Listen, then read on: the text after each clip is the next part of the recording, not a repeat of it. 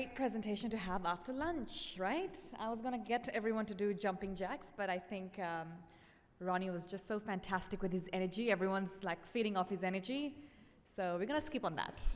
Moving on to our next keynote, or shall I say panel discussion. The topic is the art of calculated risks, lessons from successful finance leaders. Now in the world of finance, taking well-informed risk is part and parcel of the journey towards success. Today's panel will unravel the methodologies and mindsets that have led finance leaders to the pinnacle of success.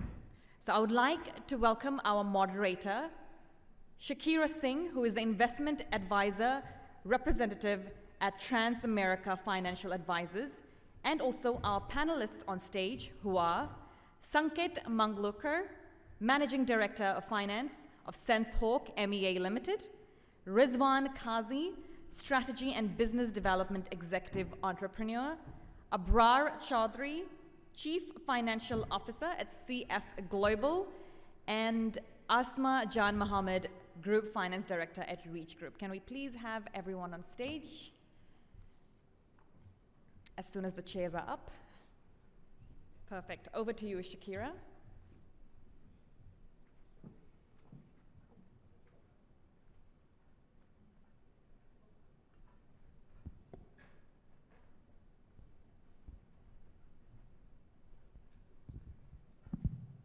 Good afternoon, everyone. Clearly, I am not Shakira. We did a bit of a switcheroo during lunch and as we were preparing for this sort of panel discussion. My name is Rizwan Kazi. I work in business development and strategy, working with different companies in the UAE and from abroad looking at business development. We have a real delight for you guys this afternoon. First of all, I need to thank Ronnie again for waking everybody up, because we were concerned that the art of calculated risk may put you all to sleep. So I thank you very much, Ronnie. What I'll do is I'll start with the panelist introduction. I've given them each 60 seconds to do their intros, so we're gonna keep on time. But Shakira, we'll start with you. If you wanna introduce yourself. Hello, my name is Shakira Singh, and I'm with Transamerica Investment Advisors. And I'm here from Los Angeles, California. Very honored to be here with you guys, and I hope that we bring immense value and provide you what you guys were looking for today. Thank you. Hi, my name is Sanket Mangrulkar, and Ronnie, interesting session. I have learned a definition of true, a new definition, so as to say. So thank you for that. I'm the managing director for SenseHawk. My experience has been predominantly in startups and scale-up companies. And prior to that, I was working with an investment bank. Hi, everyone. My name is Abrar Chaudhry. I'm currently the Chief Financial Officer at a family-owned logistics business, CF Global. Prior to that, I held multiple roles within finance, mainly in advisory and policy, focused on complex and technical accounting. Hi, this is Asma Jan Mohammed. Chartered accountant by profession and an author as well. Currently heading the finance function of an outsourcing company based in Abu Dhabi. I've been living in Dubai for the past 16 years and very honored to be participating in this conference. Thank you. So Ronnie, we're gonna try your true concept here. You're gonna see it in action. So we're gonna establish trust with the audience by being authentic, because that was our rule number one. So let me ask you the first question for the panelists. Calculated risk, is it an art or a science? I don't mind, I can go first. Shakira? Yeah. I would think it depends on how you look at it and the scenario. It becomes an art when the decision is driven by intuition or experience. It's a science when it's backed by complex financial models, decision-making models.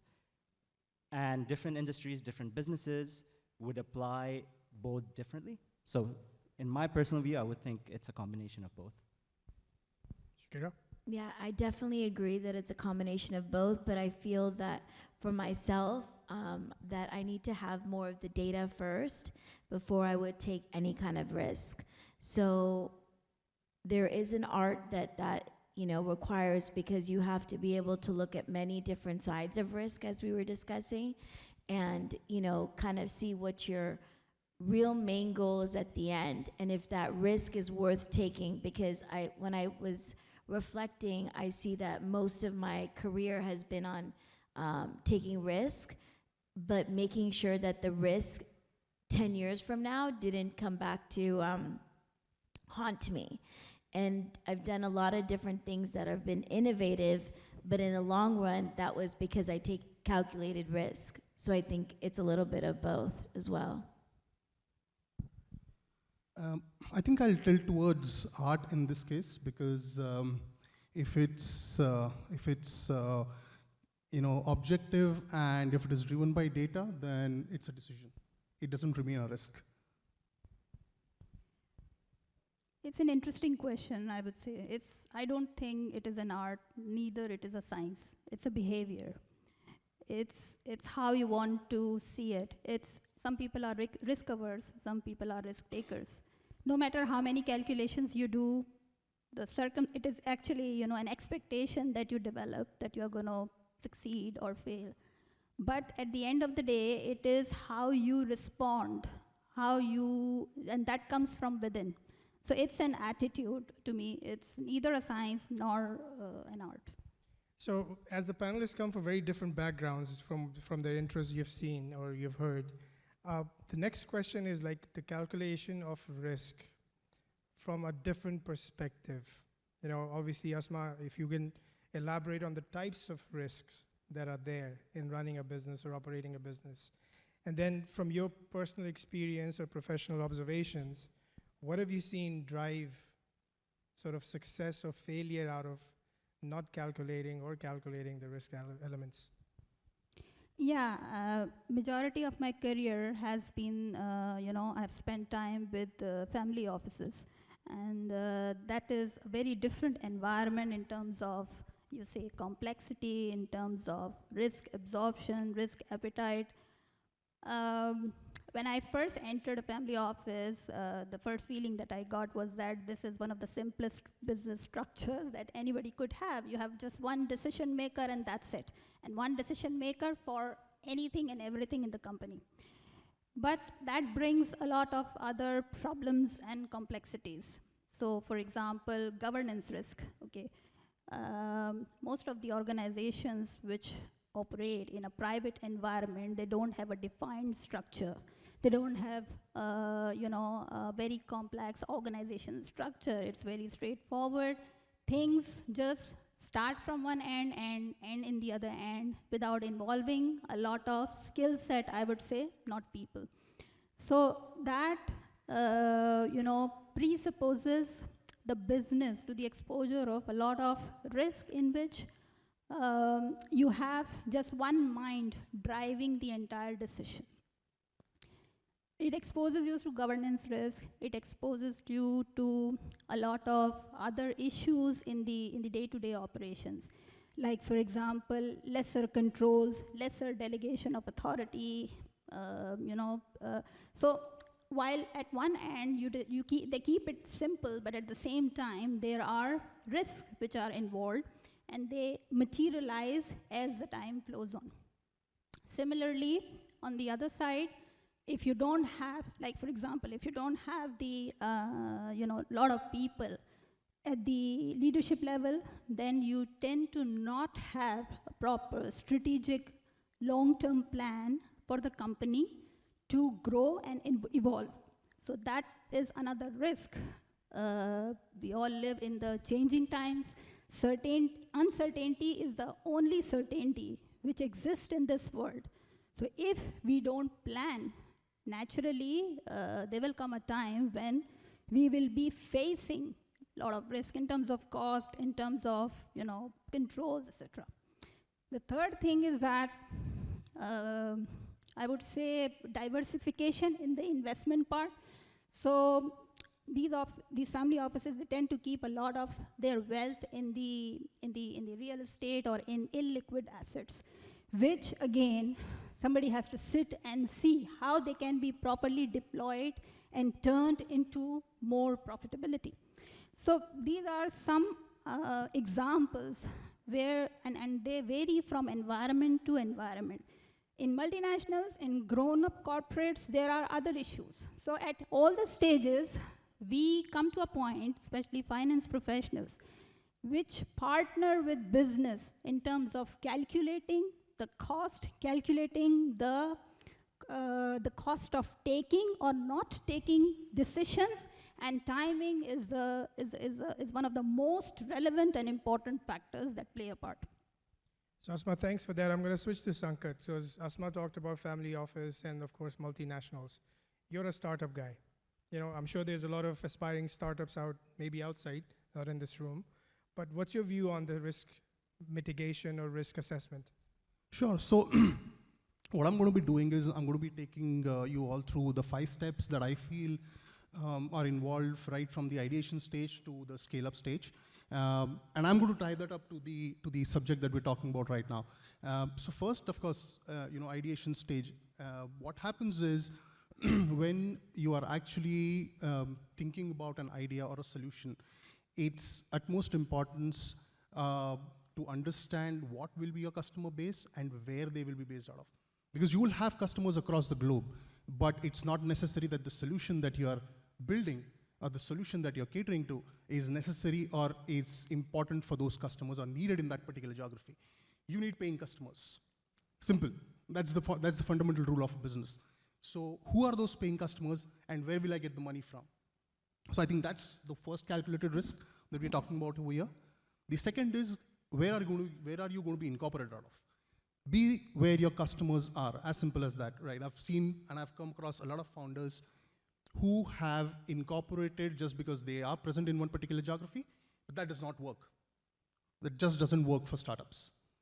The third is, what and how much amount should we raise? Now, not necessarily all the startups will go through that. Some of the startups are bootstrapped, but a majority of the startups in today's world are undergoing round of funding. So how much to raise and when to raise? I think that's a very important and a fundamental question that needs to be addressed. And since I'm tying it to the risk, it's very important to always have a war chest there, right? How much ever is the amount? It could be 5 million, it could be $500,000, whatever. Always have a war chest and have 100 to 200 or 250 or $500,000 as a war chest on you. I think that helps, and that is what calculated risk is all about, right? The fourth step is don't worry about matrices as a startup. Just do not worry about that, right? My founder, my CEO comes to me and says, "Oh, look at that company. They are looking at 100 different matrices." I said, "They just don't work for you. Doesn't matter because you are at a stage where these matrices just are numbers, and if you throw these numbers to the investors or to the board, they're going to go rip you apart. Simple, right?" And I think that's where we are. And the fifth stage is I'll have to refer my notes. I'm sorry for that. Yeah, I think the fifth stage is the forecast versus actual. And I always say that a lot of startups don't do that, right? But it is extremely important to have a dynamic budget and track it to the T so that you know if you're going wrong, you can quickly pivot and change your ways. So I think these are the 5 points, what I feel from a startup standpoint. Shakira, we've talked a lot about leadership today morning, right? Since the morning, we've been, in some way or form, we've brought the leadership element into the topics of discussion. How important do you think leadership or leadership qualities are in navigating an organization or a business through the different factors out there? Yeah, going back to leadership and the art of taking risk, I think that it's really important that you have a leader who looks at all different sides of a risk, because if you don't, that could put the firm in a bad position. And I've actually experienced that firsthand. I'm coming mainly from a corporate background, so I think that my training is very distinctly different coming from corporate, because I got to see many different ways that these top Fortune 500 companies run the organization. So when I had my own business with my ex-husband, that was a major part that I saw that he was not looking at every single aspect of the business of what kind of risk it was.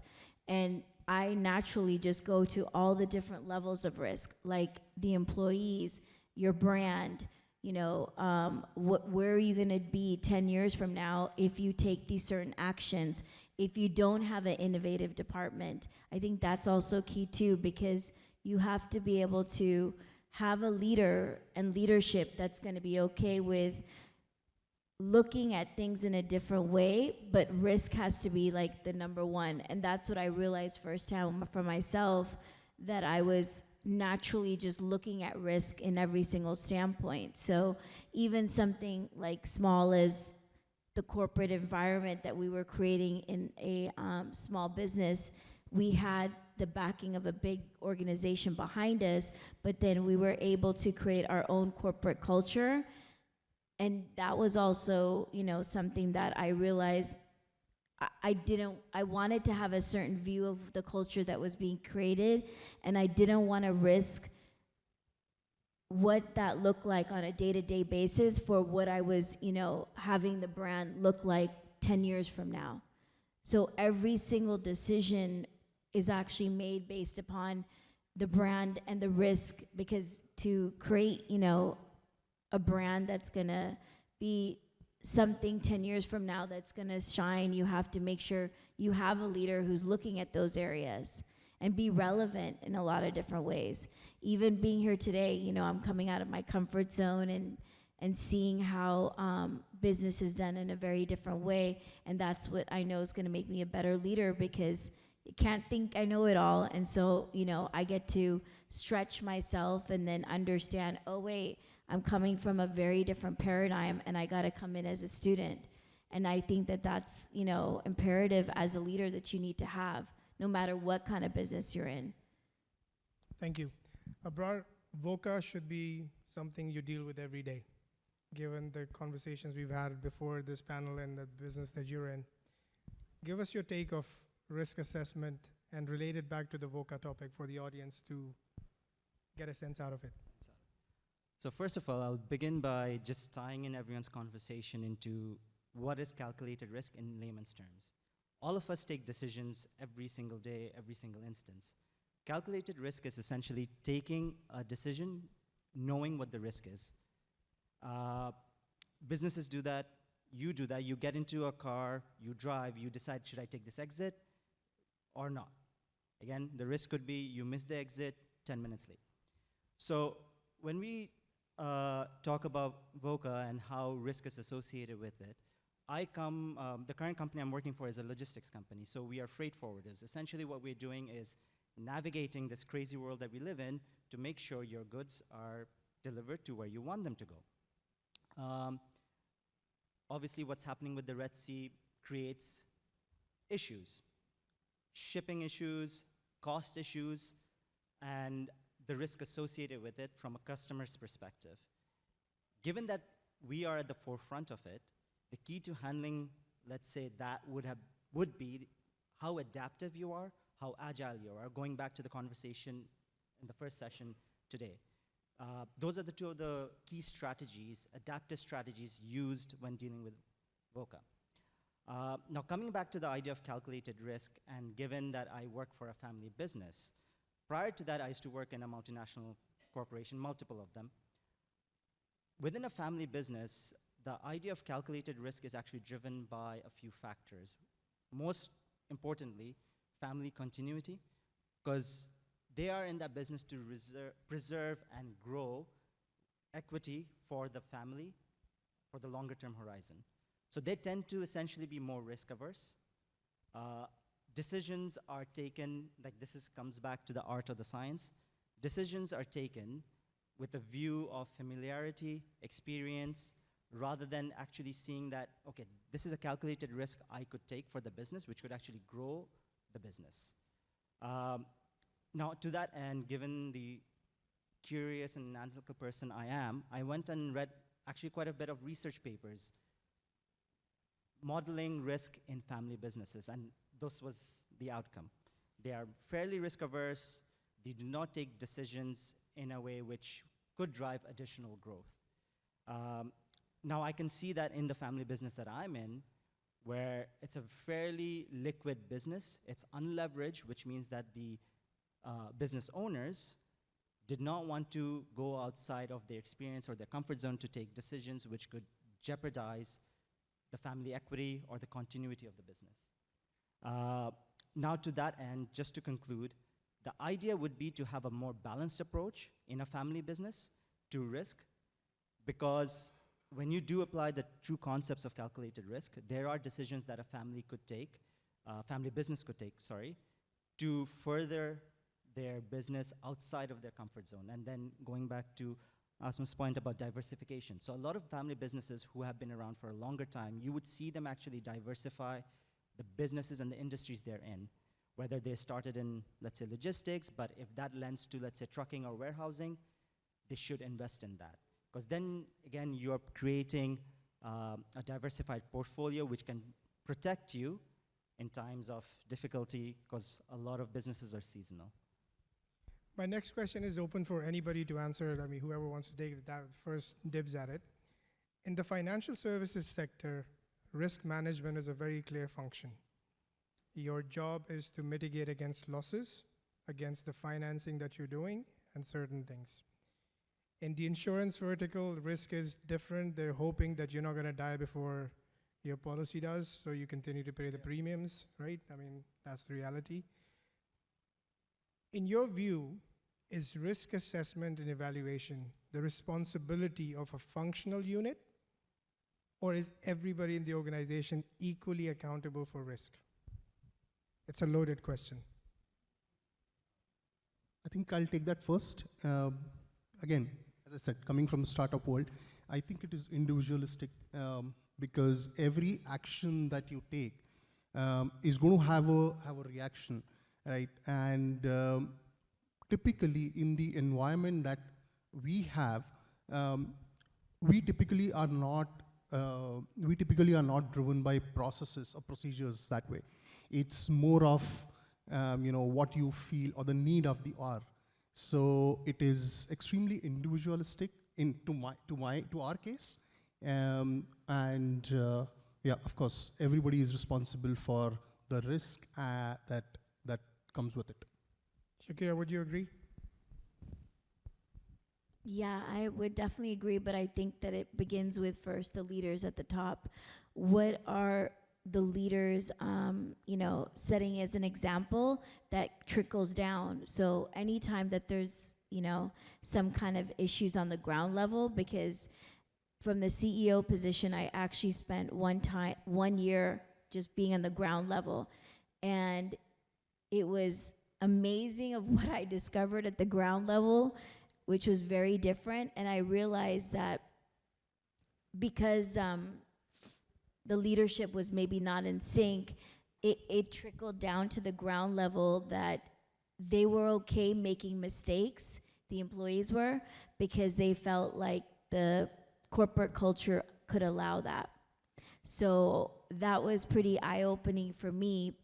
And the other part was I took that risk to take out of the business to step into the ground level for 1 year, because I really needed to see what was happening so that I can fulfill the gaps and see where we were going to be heading, and that it comes from the ground level. And the other part that was interesting is that the employees didn't want to actually speak up because they were coming from a more subservient way of thinking and just order take. And it took me a long time for them to open up, but I knew that I had to do this. That way I can understand what was happening on the ground level, that these mistakes were happening.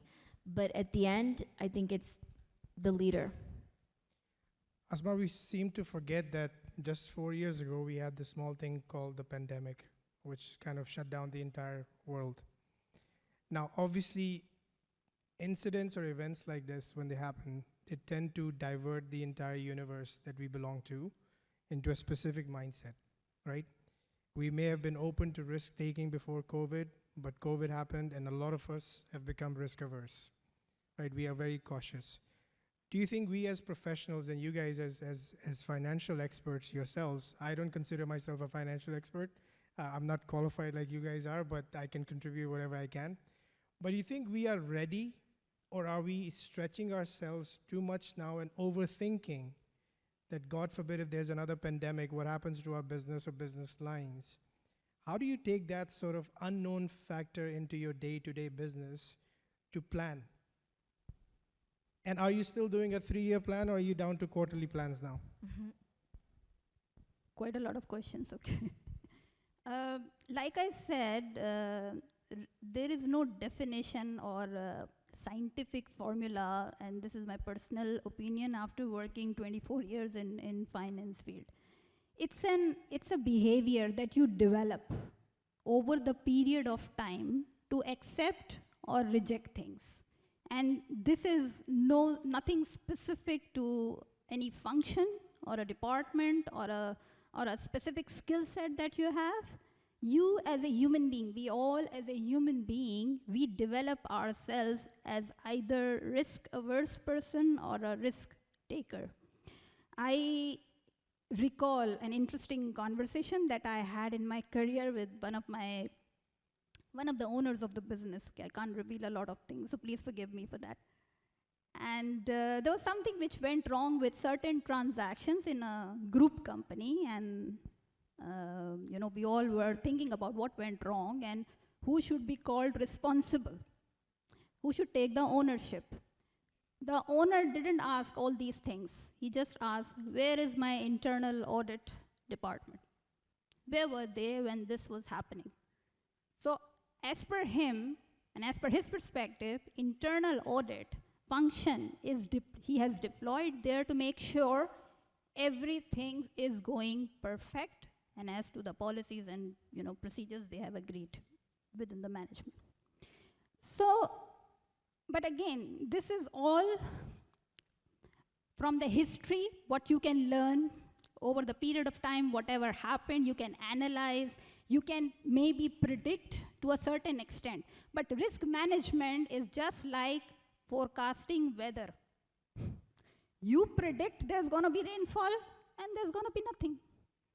And it could be vice versa. You could be carrying your raincoats and everything all along just to find that there is a whole sunny day ahead.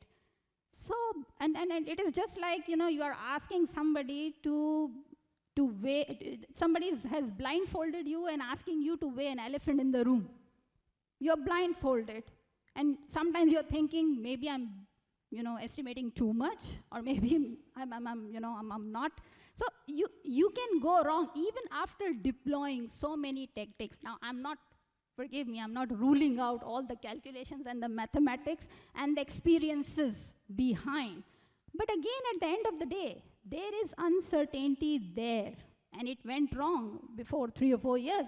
Nobody was expecting a pandemic to happen. Even it took a while for people to actually accept it as a pandemic. I have come across people who kept denying it is not. And we went through it, and we survived. So the human existence is all about evolution and innovation. So based on our experiences, coming back to your questions, we learn, we adapt, we come up with innovative things. Innovation, we call it something which has never been done before. But it all happens through the hands of human beings out of the experiences that they have seen, they have analyzed, and they come across in the form of solutions. I hope I've answered all these questions. You've answered my question, because I was going to say, the one thing that came out of COVID is ChatGPT. So we don't have to rely on human intelligence anymore, so we can just rely on these things, right? But abroad, let me, Shakira, go ahead. You want to add something? Yeah, I was going to say that actually COVID was great because I think it was like a catalyst for seeing who were the innovators in like whatever the business sectors they were. So for example, with all my teams, when COVID happened, I was like, this is a perfect opportunity. Now we have Zoom. The clients who wanted to come in person and would refuse to do anything else, we were able to increase profitability by 50% because now they had no other choice but to make the appointments on Zoom. But again, it came from leadership. It was like, guys, right now is our time to really shine and stand apart. But that was something that I had foreseen to systematize everything more digital based, trying to be more efficient. Again, when I did that ground level for 1 year, I had no idea that something like that was going to happen, but it already, put me in a position of power when something like that happened, because I was already ready to say, like, look, instead of 2-3 appointments per day, now we can do 10.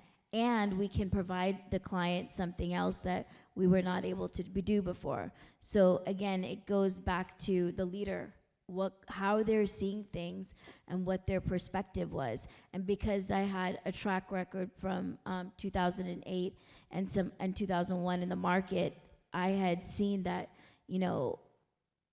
again, it could be an opportunity for a lot of people, and that's where a lot of wealth is made.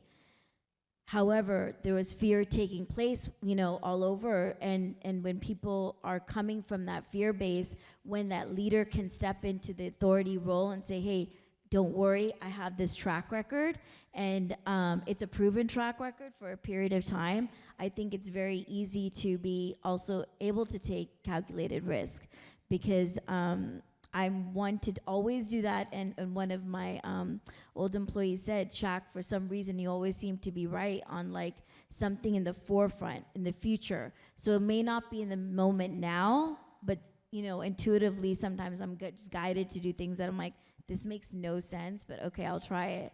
And then later I realized, wow, okay, that's what it was meant for. So I think it really, again, goes back down to like how the leader or the organization is looking at different, aspects of risk, and what does risk look like. Because I think if you don't have that innovation, you don't have the leader to look at something to expand and work on themselves, really, because you have to look at yourself, like how she's saying, her leader is not willing to look.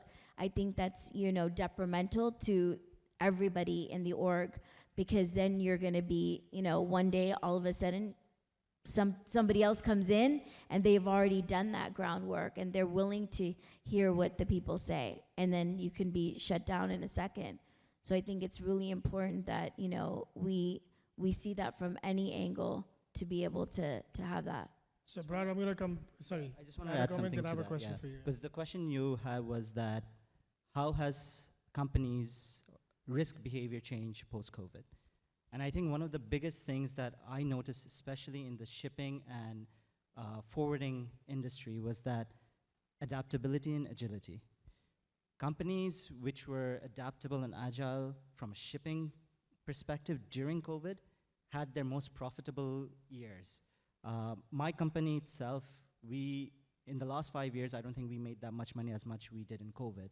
And the main reason was that we were agile and adaptive to our customers' needs.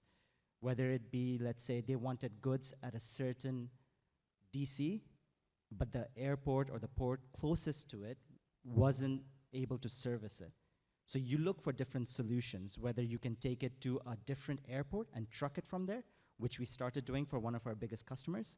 So now getting it back to your question on whether they were more risk averse or more pro-risk, I think what companies realized was that being agile and adaptive was a really great, robust strategy to mitigate risk post-COVID.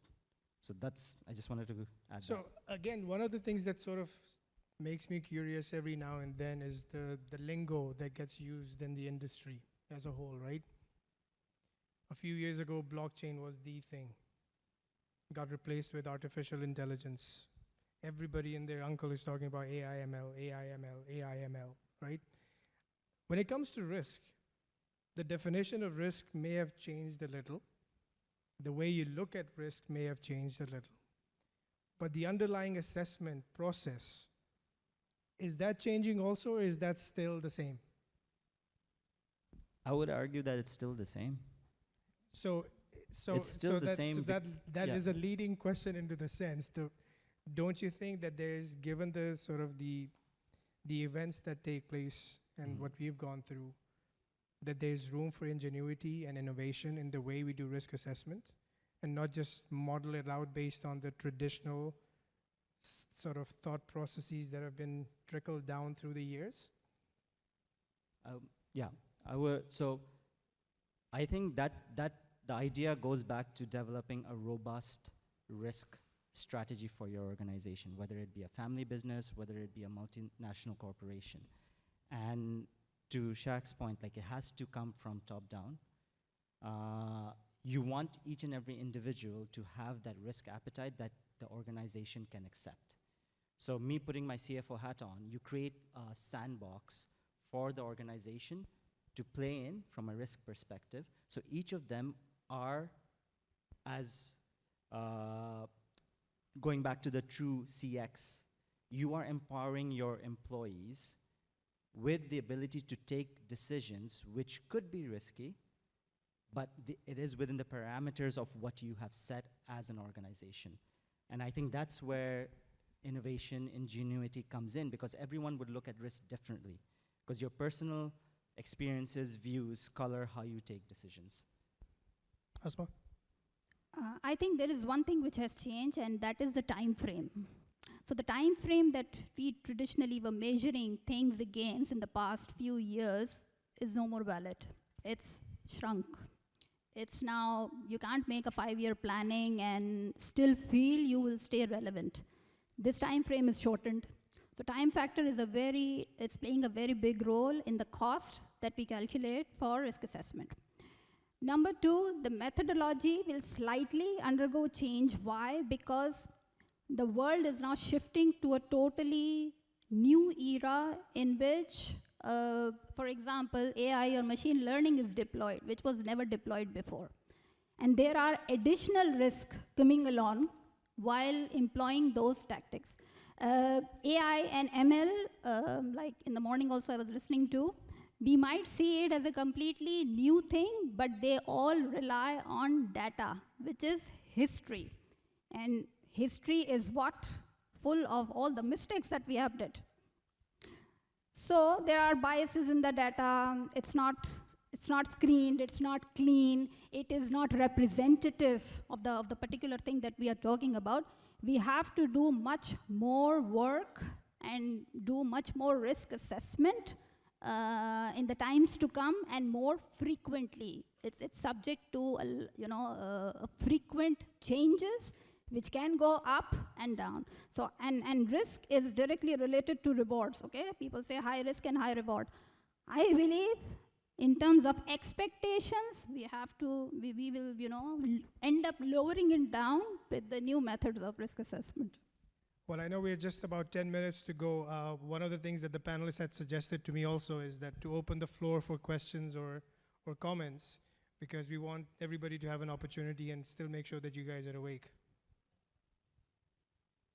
I think Jessica has a question. Yes, awake. Okay. First of all, thank You're you doing the for- meditation like Ronnie told us to do. Okay. All right. First of all, just thank you for the discussion. It's been incredible. On that same note, when you talk about the AI being evolving around fundamentally data, right? The input to input and transitioning from inputting of data, but an algorithm, right? We're talking about calculated risk. So we all know, for those who are AI enthusiasts, when we don't prompt our AI, and let's say I put in, show me a person in front of a castle, right? The prompt is gonna be a white person in front of a castle. So knowing that the risk is that there's cultural and implications, racial implications in the way that the data is put together, and how that affects the outcome. What's the panel's opinion around that calculated risk, around the systemic inefficiency of that data? So the efficiency of AI in terms of being predictive, using the data that gets into as an inputs. Because I think what Jessica is saying, that data is obviously the underlying, agreeing with your comment about the data being critical. But there are certain things that if you don't trigger AI to produce the predictive analytics, there is a risk that the calculation may go wrong. So what she's asking, I hope I summarized your question. Yeah. So she's asking for the panel's opinion about that. Sankat? I think that is where we as human beings come into the picture. So that is where the subjectivity comes into the picture and what you assess of the situation. So it's important to talk, discuss, assess the situation, and then build that into the model. That's what I feel. And AI is just a tool, right? So it's just a tool to help you, and then you have to have your own internal data to be able to make the best assessment. So I think that going back to what you're saying, the cultural and different things like that, that's gonna be coming from in-house of you having your own data and then having AI as a separate tool. I think to just rely on AI itself is a risk itself. So I think you need to have both. And that's why, like I said, for myself, I always have this rule of thumb where it's like, I need 3 backups of everything. So, okay, it's like AI, my own backup of data, and then hiring an outside consultant. That way I can have 3 different viewpoints and then kind of strategically bring them together to see, okay, what is the underlying data within all of these different segments.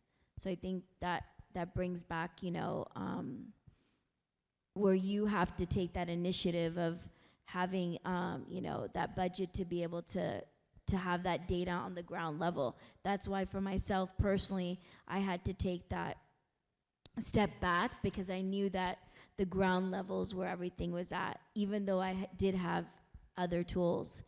So I think AI is just one tool. Jessica, in my opinion, AI is just another rule or tool for us to have less accountability for our actions, is the way I really think about AI. Because back in the day, we used to call it predictive analytics.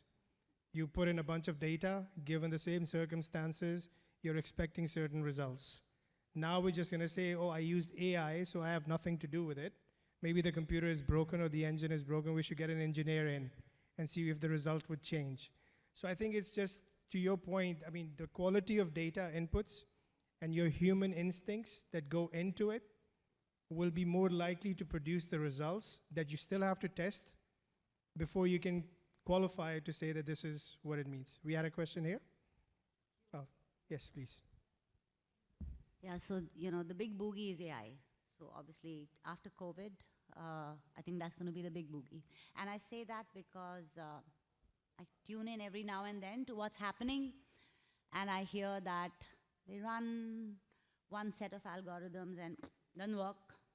Then they run some more, then, oh, it still doesn't work. And then, boom, one day it works. They themselves haven't understood the science.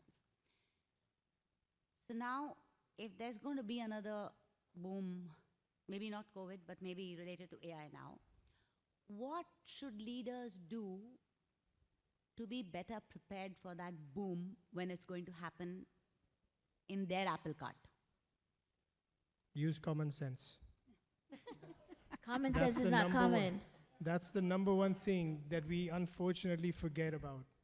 Common sense can never be taken away from humanity. But the more sensible we are, now, again, we were having this debate over lunch.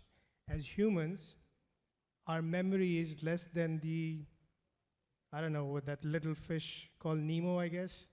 You know, because we tend to forget things very quickly, things that happen in our past. Because we don't want to look backwards and saying like, oh, I don't want to be old-fashioned. I want to move with the trends of the future. You know, I want to move and do these things. Let me ask you a question. You're from a bank, right? Yeah, you work in the banking sector. Now, during COVID, everybody was doing flexible working hours. Everybody was productive. Everybody was working from home. COVID shut down. Everything is back in motion. Everybody's expected to report to the office. Now you're asking me, what are we doing, or what could leaders do to be better prepared for the boom? Is why not apply the same practices they had during COVID now? What is the point of having an employee come to the office at 9 a.m. in the morning and leave at 6 p.m. in the evening, and you're expecting them to be 100% productive? Either you are missing the true concept that Ronnie talked about, you don't trust them, right? You have a lack of trust in your employees. You are not empowering them enough, possibly, because they're not feeling empowered, so they're like, I need to go see my manager and get the dictation of what I should do and perform, and then I'll go home fulfilled that I've done something. So my personal view, and I'll ask the panelists to share their view also. What leaders can do is just not to look too far back and saying we went through a pandemic, how can we better prepare? Just like you manage your business continuity plans, your BCPs. I know enough about Citibank because I used to work there, so sorry if I'm spoiling your secret. But the BCP, can we use the same logic today to prepare ourselves for the next pandemic? Anybody else want to share their opinion? I would like. So I think it was already talked about in the earlier sessions, the idea of co-creating. Leaders, you cannot leave everything to leaders. See, the same mistake we do with the digital tools. When there are tools, we think everything they can do, and whatever results they are producing, we will just take it as it is and then keep wondering what went wrong if something is wrong. It's not like that. Tools are there to help, to assist and amplify, our search or our quest for the right answer, and right answers are not written anywhere.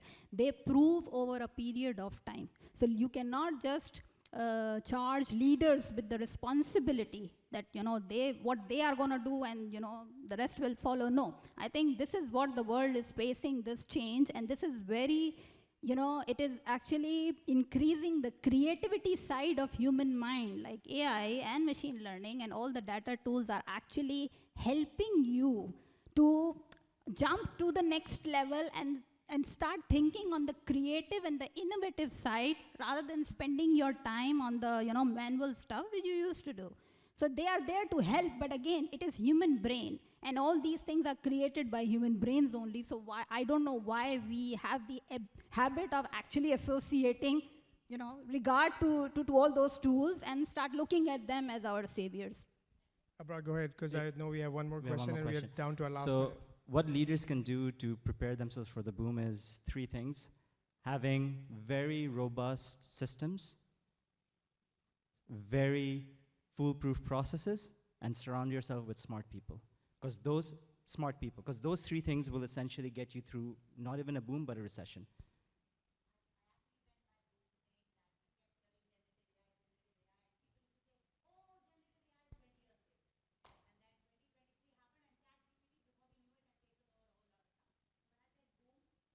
It's the technological boom.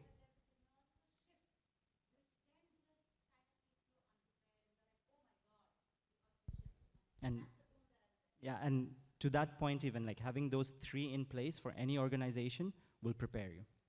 We have time for one last question. Thank you so much. And I don't know how much time do we have.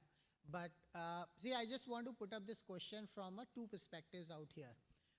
So we are currently building up a $1 billion fund to fund the next 100 unicorns of India. Now, the questions are 2 here for the 2 set of segments. The first is, which I wanted to understand from you, you mentioned about the 5 stages of the startups growth. 5 stages of the startups growth.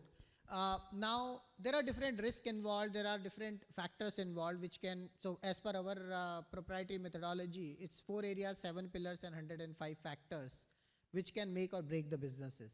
Now, how do we evaluate these startups who could be at an early stage or probably a revenue generating or a scale up stage at this point in time? So that is the first question, that how do we mitigate those risks involved in that? The second question is typically from the, the family houses or the, the corporates who have the large amount of money, but they're still thinking about whether to venture into this startup investments area or not, and what are the risks involved in that. And probably I would want to little bit take it to the next level of even cryptos or NFTs model out there. So I mean, these are 2 different questions to do different target segments. Just want to know about that factors on that. So before our lovely MC for the day stands up and tells me to kill it, because I can see time's up, I will give 30 seconds to whoever wants to answer that question. I'll be I quick know it's in here. 2 parts. I'll be quick here. So it's basically the art of calculating the risk for a startup. Simple as that, right? Are you willing to take the risk, or are you going to follow somebody else to put money into the startup? Simple as that. That is why Valley is Valley and we are where we are. Period. I think what I will add, maybe give you another 10 seconds of, and we can have a detailed conversation, or you can grab Sanket during the next break.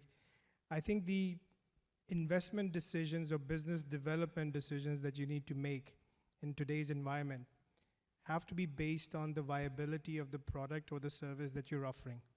And that's where it goes back to, I couldn't have had a better session before ours, which kind of ties in the whole true CX piece to the art of calculated risk.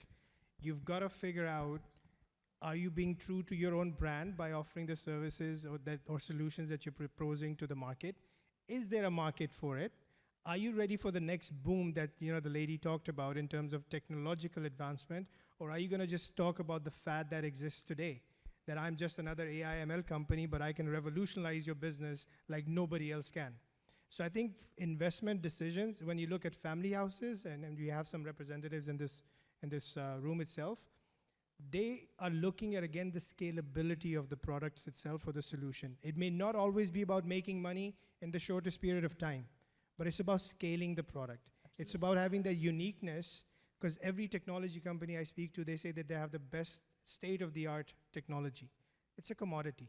Nobody's differentiating. So with that, I think our MC is just around the corner, but we can continue with that. Thank you very much for your patience. Connect Thank you around very that much. Yep. separately. Thank you very much for your Thank you so patience. much. Thank you.